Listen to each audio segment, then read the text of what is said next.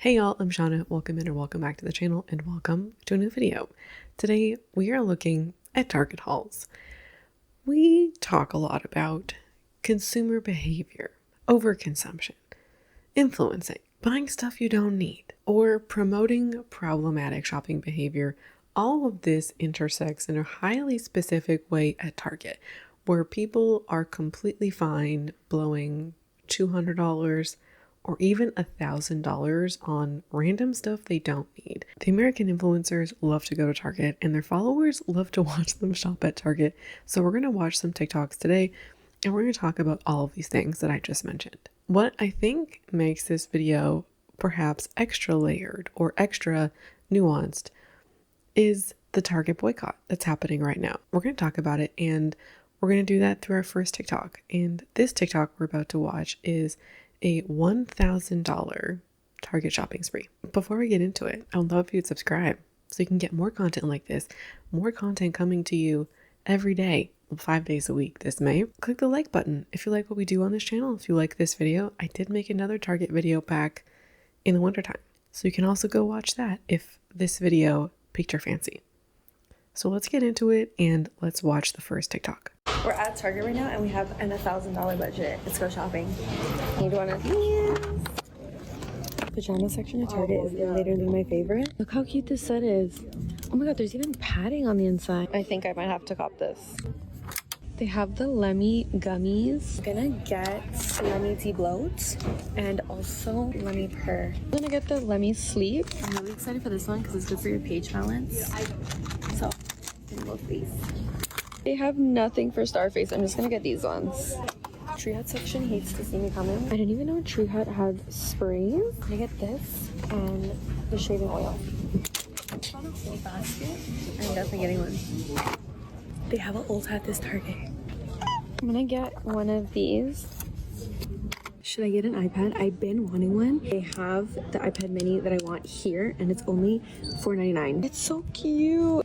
I don't know. I need to think about it. I've been looking for pillows for my bed and I can never find any. This is literally pillow heaven. Are you getting that? Oh, it matches your outfit. Okay. I found a beautiful black stem, so I'm definitely buying this. My little outfit today. I bought it. I got the gray iPad mini. This is our cart situation. We're done, so we're gonna pay and let's see what the total is. That's a lot of stuff. I just got home and I couldn't wait to try these Lemmy Bloat. Yeah, we're not going to watch a reaction of the Lemmy Bloat. I've already talked about the Lemmy gummies multiple times. I think the most recent time was in my supplements video or like my health influencing video. We talked about the lawsuits and what they're promising, deceptive marketing, all of that. So to bring it back to this specific video, this was posted in mid-March, March 15th, like exactly mid-month. And she's a Canadian content creator and the caption says, "I absolutely love Target. We need one back in Canada ASAP, no Rocky."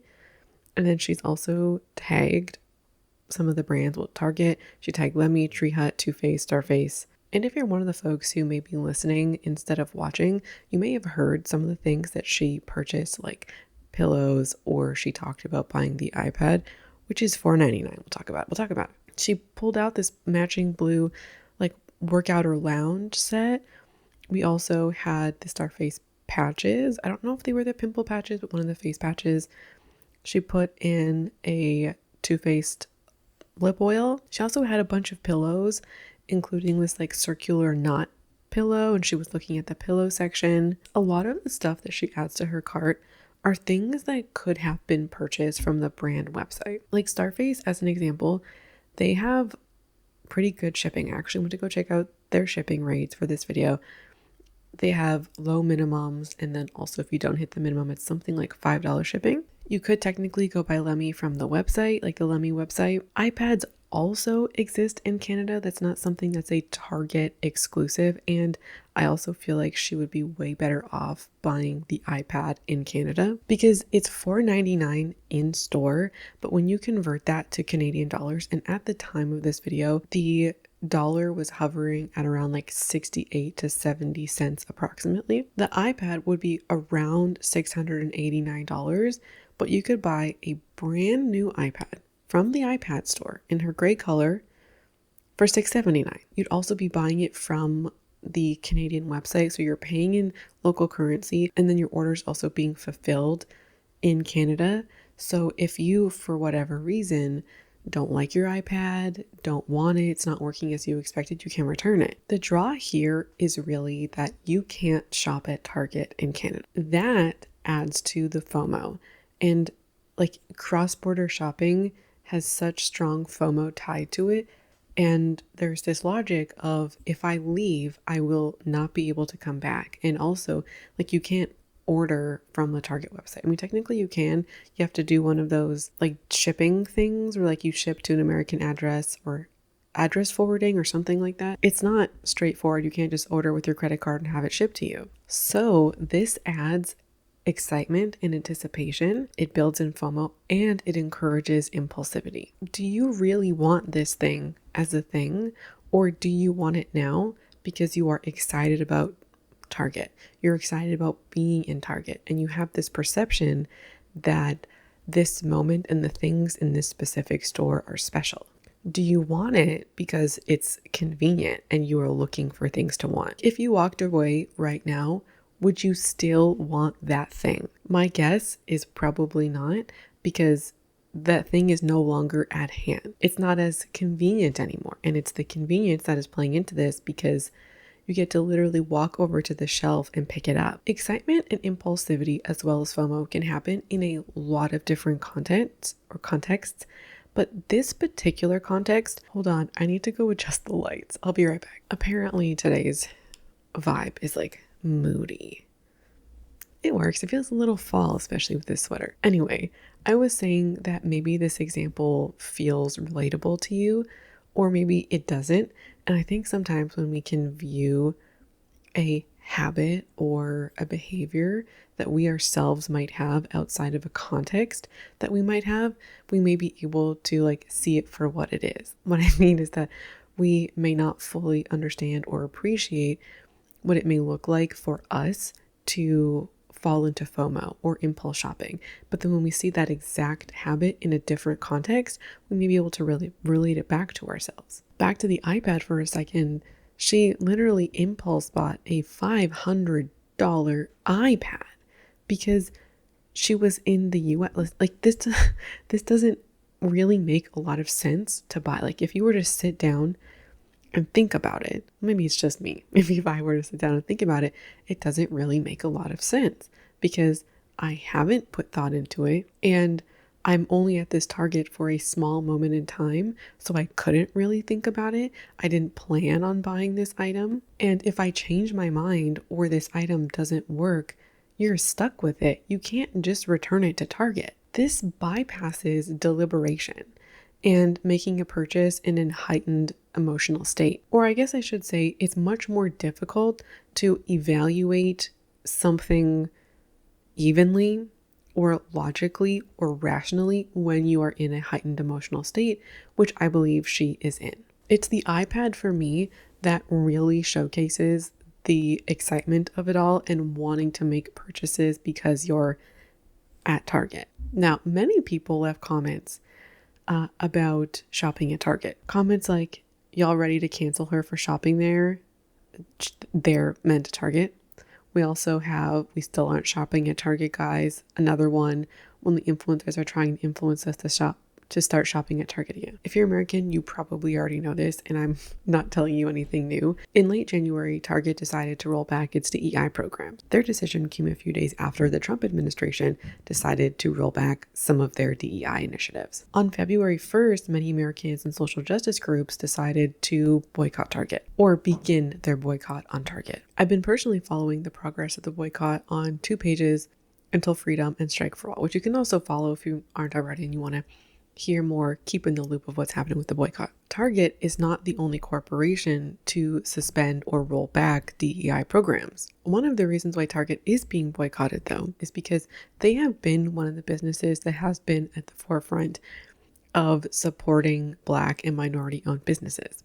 But they used racial justice as a PR opportunity. They started supporting and, more importantly, highlighting their support for these businesses when public sentiment was swinging in that direction or had a more strong opinion or desire for these kinds of programs or these kinds of initiatives. But Target dumped these programs the moment it was convenient or the moment that they thought that they could. Is this surprising? Well, yes and no. In part, yes, because racial justice is not something that people just suddenly change their minds about. I don't really think that people in the Target corporate landscape no longer believe in racial justice. It's also a no because corporations, they do unethical things all the time, or because the reason why they did it wasn't because they believed in racial justice. They did it because it was an opportunity that happened to highlight something that they cared about. And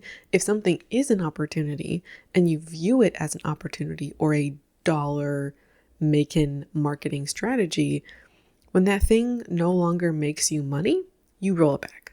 Or when you believe sentiment has swung in the other direction, you roll it back so you can continue to make money. However, this idea that corporations or companies do unethical things all the time can really breed apathy. If we feel like all corporations are bad and there's no way out, there is nothing we can do, so why bother? So then you just do nothing. And Target influencers are influencing like always. And I think it's this kind of content that can be part of the apathy. They may be continuing business as normal because to stop this content would mean to stop the money train. So would they perhaps on a level believe in racial justice? Yes, but Target's rollback is not enough for them to stop making Target content. And when we see people who are acting in ways that are incongruent with our own morals and our own beliefs, it can foster this idea that doing so is also okay for us. Or we can tell ourselves, I'm just one person. I don't really matter, says all 60% of Ontarians who didn't vote. Okay, it's not that high, it's like mid-50s, but you get what I'm saying. Well, what I was just talking about isn't about this specific creator. We've been talking about Target and their DEI policies and things like that more generally. So that was a comment about Target influencers and not her. She is not a Target creator. But what I think is specific to this context and this creator is when we see creators acting in ways that we ourselves might want to. You may like and want to shop at Target, but you don't because of whatever reasons. It may be DEI, it may be something else. And watching somebody do something that we ourselves want to do it makes taking this action easier, or it makes us it could start the mental gymnastics. It can paint doing this thing as more okay. I'm not saying that that creator or any creator we watch who has an impact like that on us is responsible for our worldview, and if it makes doing the thing we shouldn't be doing or we believe we shouldn't be doing, like it makes doing that thing okay, they are not responsible for us.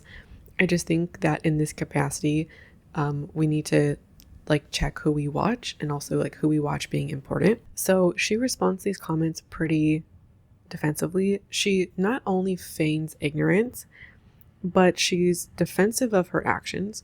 And it's a bit like, I'm Canadian, what do you expect from me? Or I'm Canadian, I don't really know better is the vibe. But then she starts liking comments from people about, I'm just looking at one of the comments here that's about stop trying to enforce your decisions onto other people, let people shop how they want. These are two different things. Not knowing that something is happening is not the same as not wanting somebody's beliefs to be pushed onto you, or believing that you are able or should be able to shop how you want. It is conceivable for her to not know. And whether or not you believe her is going to be based on your own experience with influencers, if you want to give influencers the benefit of the doubt, or if you know about her and you trust her. I just think that there is a level of believability that she doesn't know.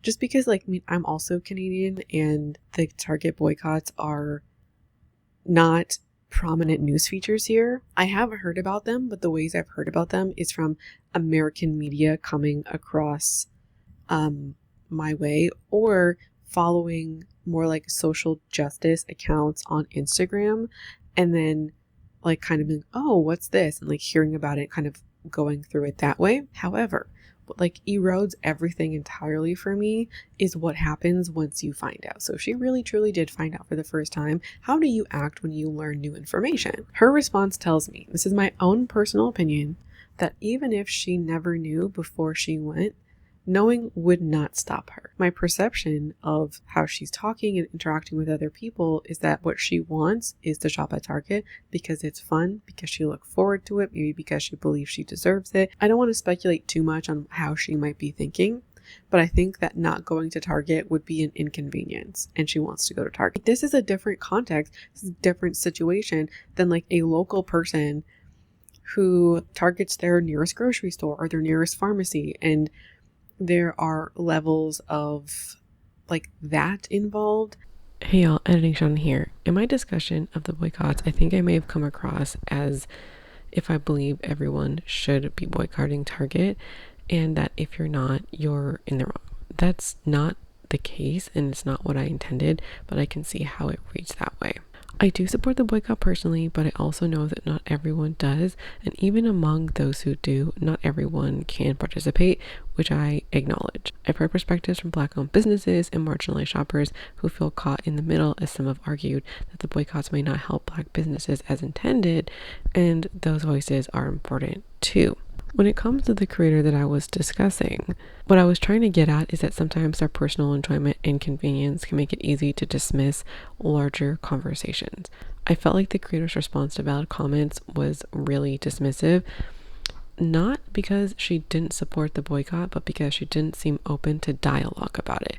And that's the part that, and the reason why she didn't want to dialogue about it is because her comfort and her choices and her pleasure and her desire are being questioned.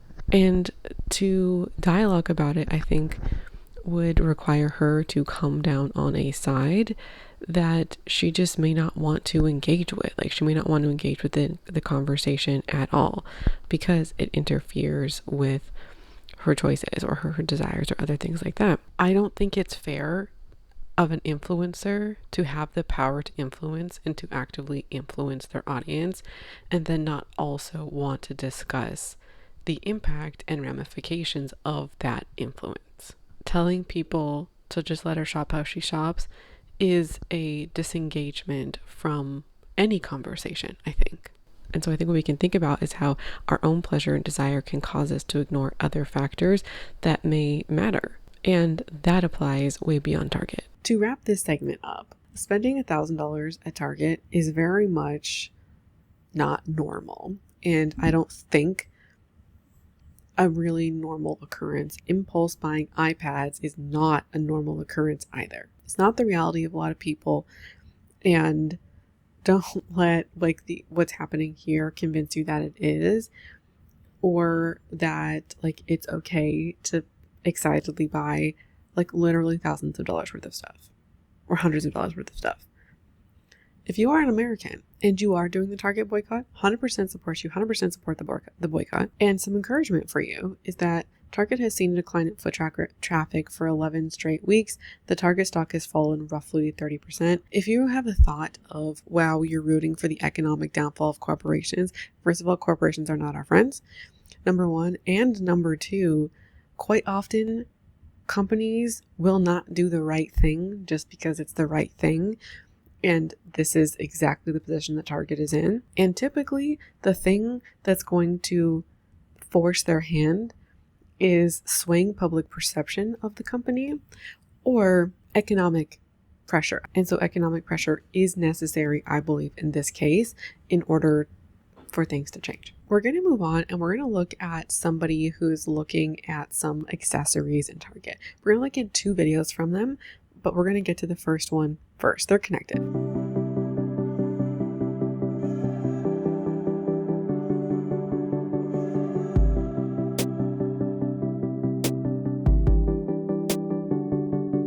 The caption says, "Give me all the beachy summer accessories." The title says, "Cutie summer accessories." And what we have are a bunch of like tan, beige, and gold accessories. We have two pairs of shoes, a clear bag with like beach motifs, lots of starfish and shells on it, a bunch of starfish earrings, a necklace, some earrings that have like a gold flower on top and then kind of like a crochet wrapped hoop or something like that. We got bracelets, we have sunglasses, things like that. Okay, 2 days later, the same creator posts this video.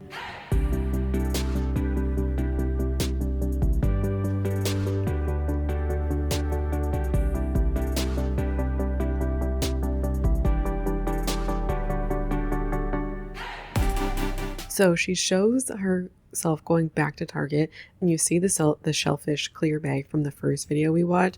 She goes through Target, pushing her cart, looks at more accessories of this like similar vibe that we just saw in the first video. And then she holds up things that she doesn't appear to buy. She appears to buy the matching set, and the bag. So she already bought like 12 highly themed summer accessories only to go and buy more highly themed summer accessories or another one, like another bag, and then also show her audience more things in this vein to want. This stuff is so highly specific. It's such a highly specific aesthetic that is probably only wearable in the summer. If you live in a 2-season or 1-season climate, maybe you'll want to wear this all year. Just think about yourself realistically. Are you going to want to wear those starfish earrings in January? We bought so much of the same aesthetic. It's all giving such a similar vibe. What happens when this vibe passes? All of it goes where? To the thrift store, probably. This kind of shopping promotes the idea that if you like a vibe, buy it all. It's such a classic overconsumption trap. You get so excited about an aesthetic. Like you like something so much that excitement feels real. It feels like a need. And then you go and buy more of that thing. It does not factor like how people actually operate, how people actually wear and use trends and the lifespan of them in people's closet. Classic thing that I see most, especially in declutters, and I've seen this like not even just in fashion, but like in beauty declutters. I've seen people, and blush always comes to mind because there's a specific creator who like every year declutters her makeup collection, refills it back up, and every year she talks about like blushes and lipsticks, and she'll talk about how like she used to like this kind of formula or she used to love this color but she's not into it anymore. Why are we buying 12 blushes of the same color or the same formula and then decluttering them like every 2 years?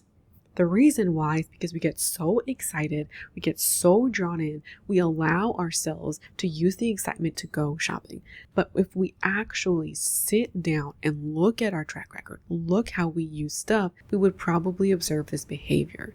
The thing is about shopping accounts like this, when people are so invested in shopping, when people love shopping, they don't want to do that because it means they can't shop. Most people like don't actually realistically use 12 of the same things. Not only does it feel like we can be repeating something we don't want to repeat, but there are eventual favorites. Or if you buy 12 of like mildly different versions of the same color blush, different formulas, there are going to be some that make their way to the top, and you just bought the other ones because of the excitement. I think we need to push back on ourselves and content that just like promotes excitedly shopping, because all of these like must-haves and cutie summer accessories, they get decluttered.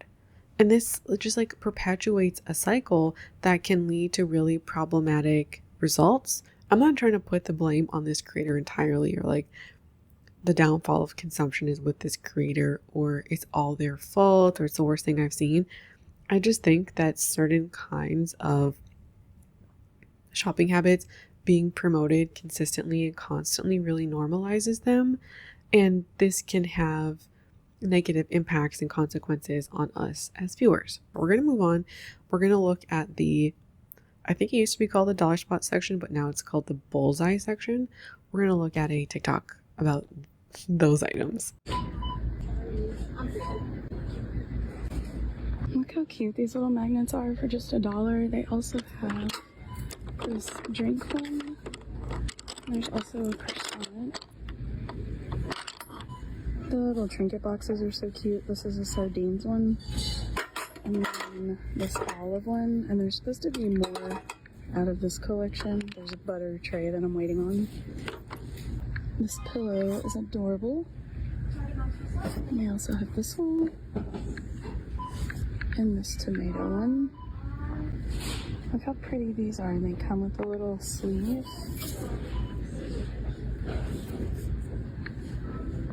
I love this rug, it's so pretty. And how cute is this new planner? It's a flamingo, obviously. And they've had this one for about a week or so. And these faces are really cool too.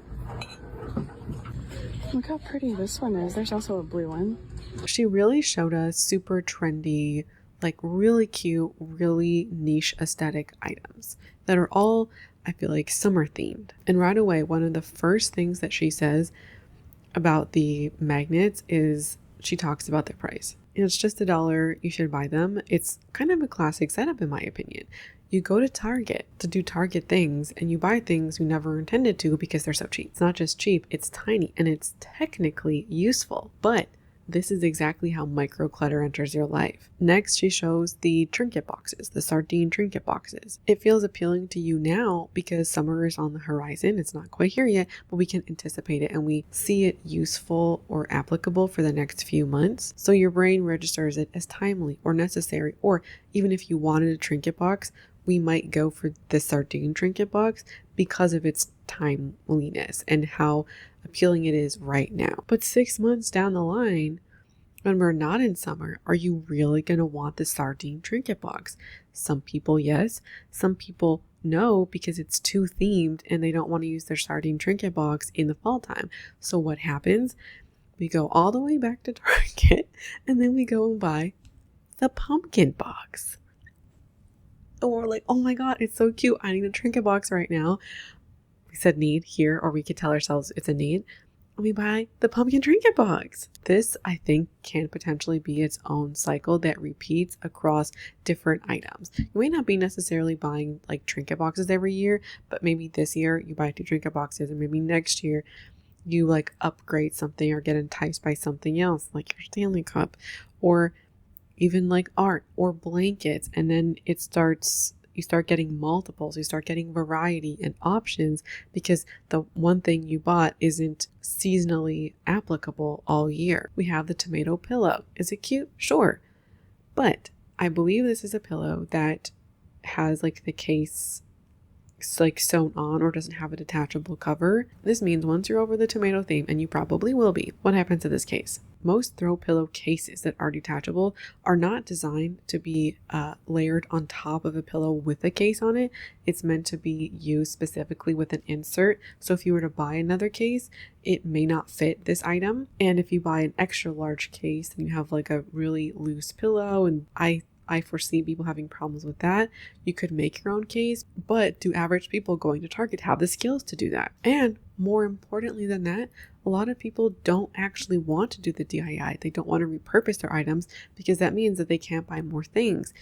And what this really feeds into is people's desires to shop. It's also worth pointing out that so much of the stuff in this video is framed as it's so cute, it's so pretty. The commentary is almost exclusively, if not exclusively, aesthetic based. There's no real mention of using things or even like how they could function. When we focus exclusively on the aesthetics, we get to bypass these conversations of function or utility or need. And we've normalized buying things because of aesthetics, and aesthetics are quite often the main or central way things get replaced or why they become functionless to us or obsolete to us. It's because the aesthetic renders it obsolete for us.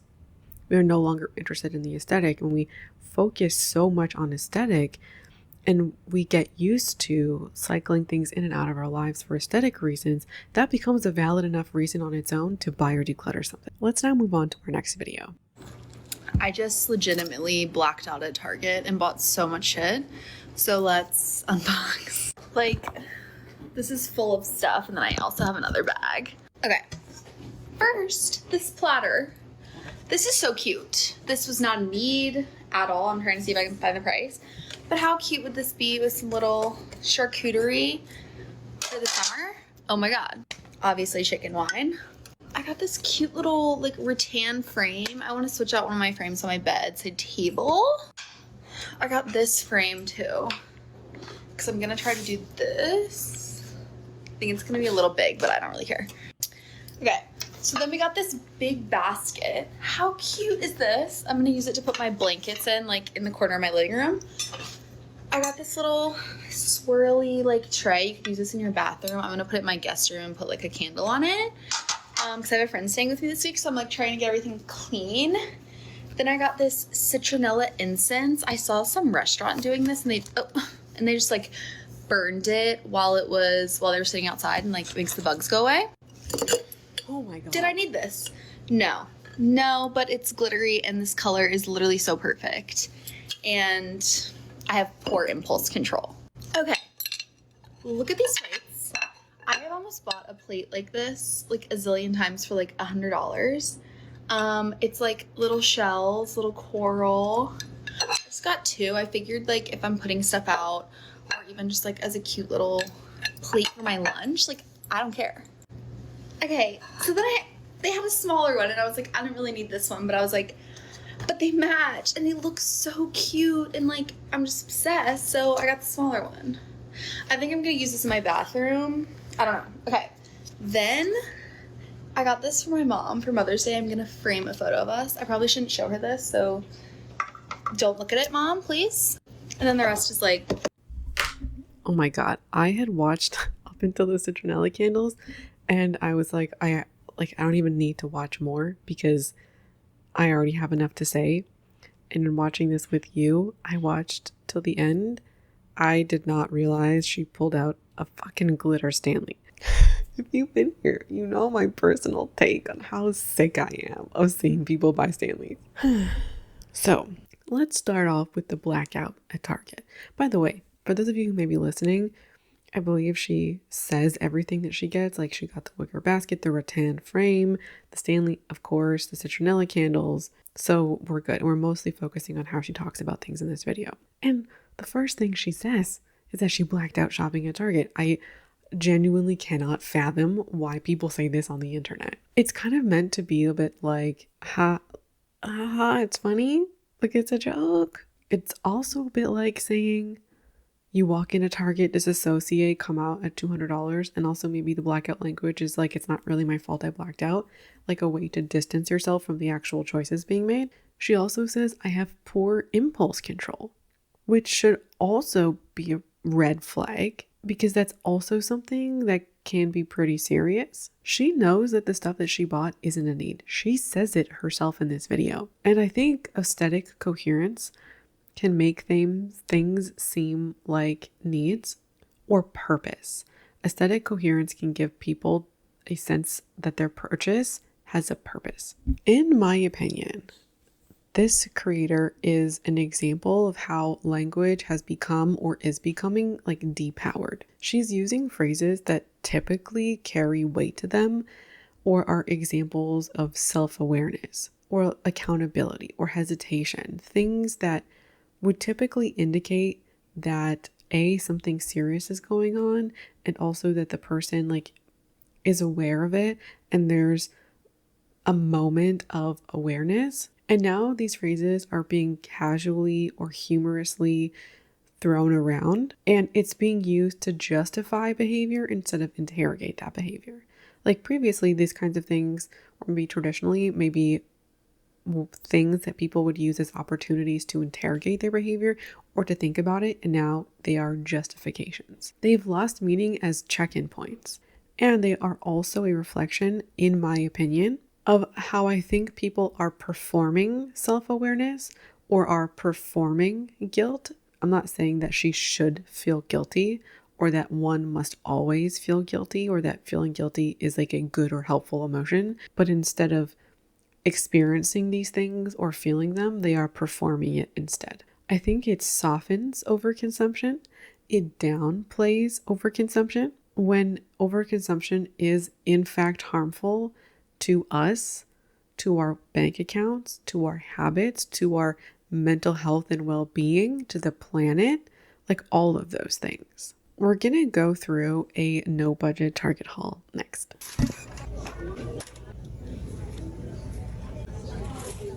Is so cute, Kate Spade. Oh my gosh, they have the Kate Spade set up. So much cute stuff.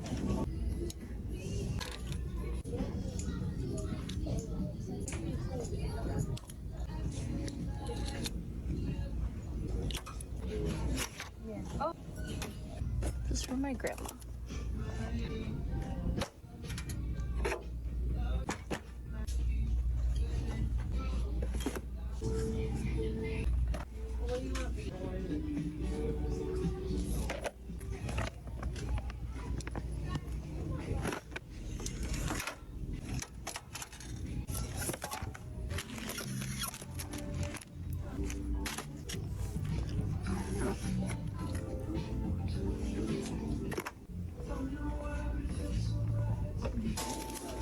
I wasn't making the face at her haul. I was making a face at the audio. There was like she was pulling stuff off the rack, the shelf, you know, like those long metal hangers, and the paper was sliding against it. It's like one of those sensory things that's just gross. Okay, the caption says, reminder to treat yourself once in a while. I think this is the perfect place to remind y'all this is not normal treat yourself behavior. Going and just buying like $200 or $300 worth of clothing is not treating yourself. This is not a treat. Say it with me. This is not a treat. Buying an entirely new summer wardrobe, not a treat. It's not an entirely wardrobe. It's like 6 new things because you want to treat yourself. You want to shop. It's not a treat. Framing your shopping as a treat is a justification for what is ultimately is a desire or an itch to shop in many cases. She also, like her profile says, her account is budgeting. In what world is this behavior somebody who promotes positive and healthy budgeting or like financial choices? People in this, like people that this is my sign to treat myself. She goes, yes, you can budget this into your behavior, can budget in room for clothing and room for treats. The question is, have you? If you are a budgeter, I would imagine that you would mention budgeting in some kind of capacity or affordability or saving or something in this video. She is literally mimicking behavior that we see people who are impulse buying things. Could she have budgeted? Maybe. We don't know that. And even if she budgeted and she can afford it, it's the kind of behavior that she is showcasing and promoting. Like she's encouraging people to go buy 5 or 6 new clothing items as just like a fun little treat, a little Saturday night. No. So we're going to leave it there. Those are all the videos for today. I'm like need a nice calming breath. The Target hauls, in my opinion, like I've been watching a few, well, not just a few, more than a few in preparation for this video. The Target hauls, I feel like, have been increasingly unhinged. They've become increasingly like leaning into impulsivity and that kind of hyper shopping language, which we have seen before. It just feels like there's more of it. So if you're triggered by Target, maybe stay away. Maybe this isn't the content for you.